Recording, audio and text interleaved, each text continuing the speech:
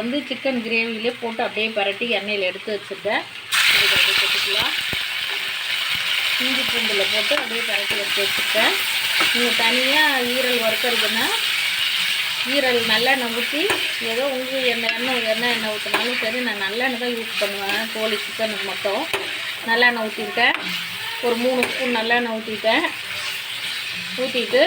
கடுகு போட்டுட்டு கருவேப்பிலை போட்டுட்டு நல்லா பொரிஞ்ச உடனே இந்த கொஞ்சமாக கொத்தமல்லி தூவி விட்டு கொத்தமல்லி கொஞ்சம் போட்டுக்கோங்க.